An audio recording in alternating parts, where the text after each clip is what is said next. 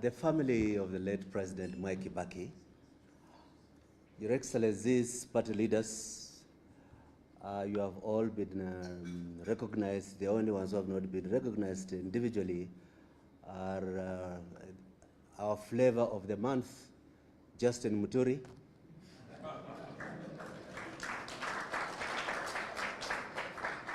my whip when I was a minister under Kibaki, Norman Nyaga.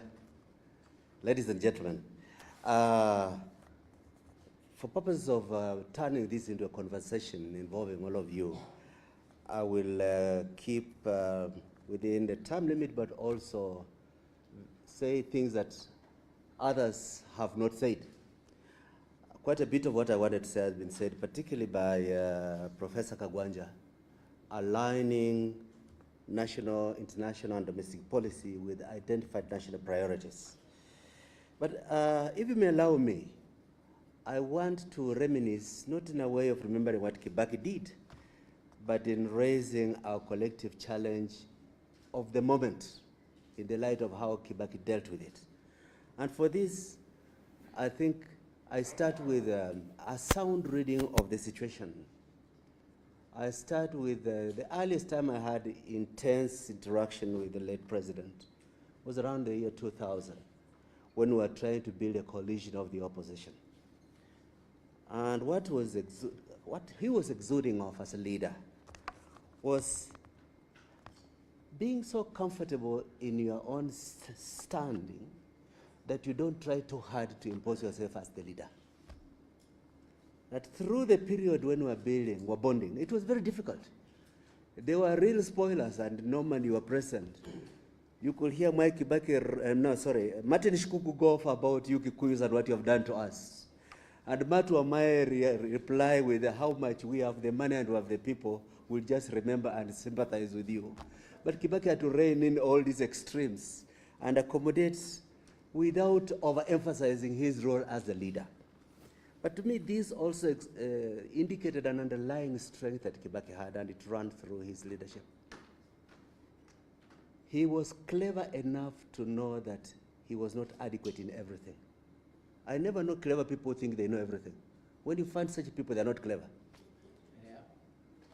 And being adequately clever meant that he tried to identify talent that he could nurture, but he could also assign responsibilities to persons that he thought could perform. But to me, the most important evidence of his sense of clever enough to feel inadequate was the importance he placed on the creation of a National Economic and Social Council. I think one of the most important features that really set up the beacons for the Kibaki presidency was to say, if you are sailing without a rudder, you can end up where you came from instead of the right destination.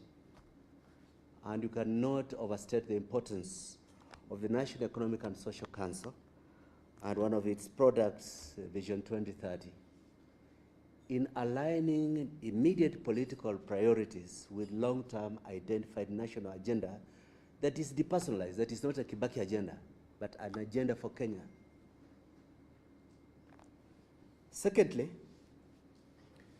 the humility of Kibaki surprised many of us when we were building the early phase of the government.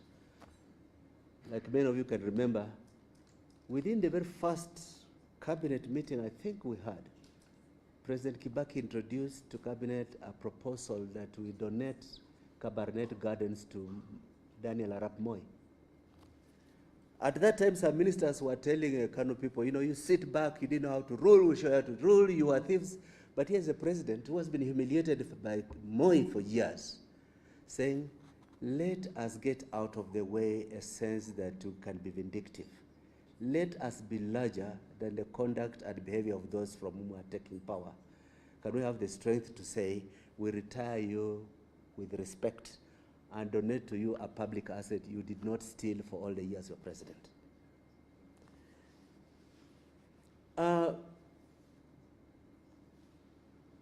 I want to finish off with the bit about humility, because recently I listened to something and I said, can you imagine President Kibaki saying, don't you know I am the president?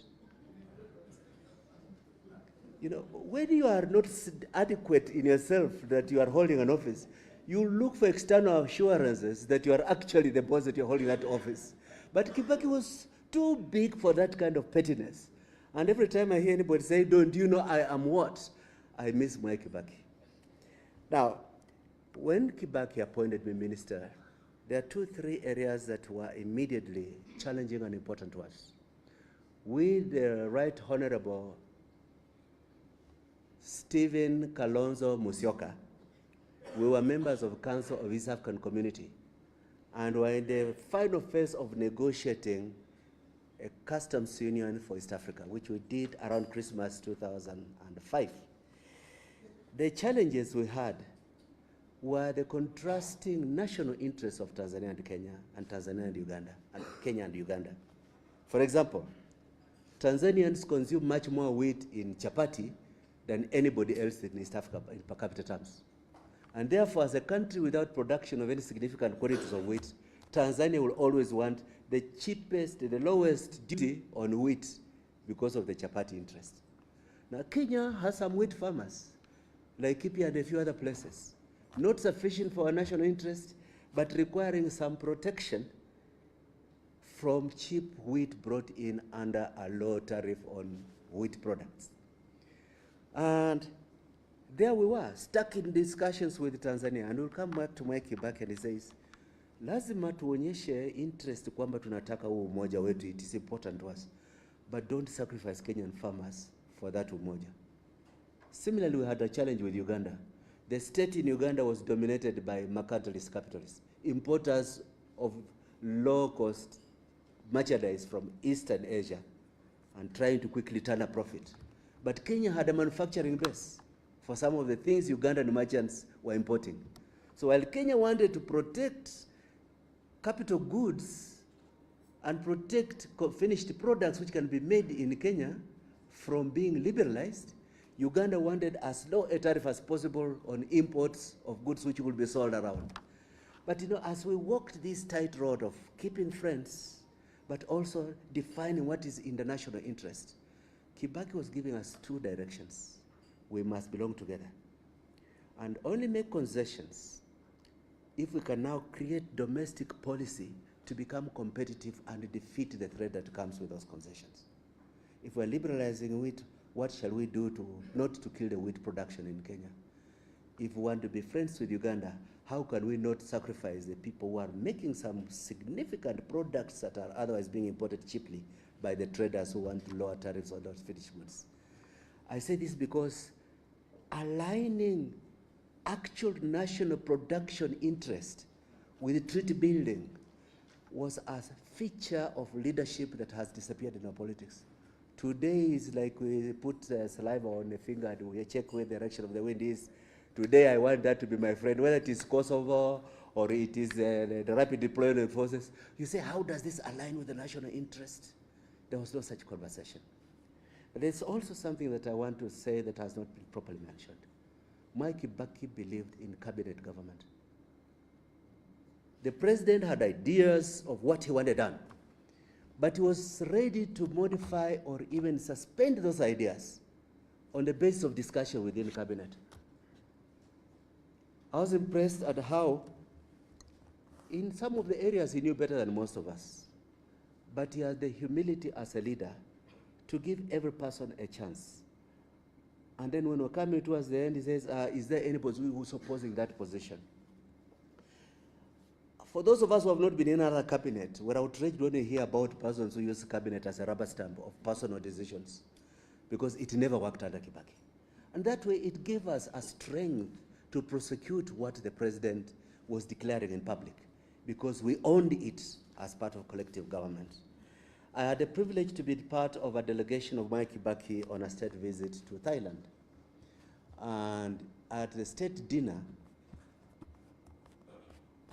I asked the Prime Minister Thaksin Shinawatra, who had been one of the most successful leaders in the Eastern Asian financial crisis at the turn of the century, what he had done for Thailand to recover from the financial crisis so rapidly compared to others. And when Shinawatra said, what we did is to believe that if a tree is wilting, you don't pour water to the leaves, you pour at the stem, that you start building from the bottom, the most effective bottom-up thinking. And it struck me so much, as so similar to what Kibaki had done in Kenya. In the first few months of becoming president, he brought through cabinet an urgent resolution that we buy back KCC, the Kenya Creameries, which had been taken off by Moi and his son and a few others. And we got it back, and it immediately had an impact on the resuscitation of the dairy industry in this country. So walking the talk, believing that you align your international engagements with domestic responsibilities, and when you identify inadequacies, you deal with them. And importantly, reducing government borrowing in the domestic money markets to make credit affordable by entrepreneurs were key drivers to turning around a country which had problems similar to what we have today, but leadership very different. Thank you for your attention. Thank you.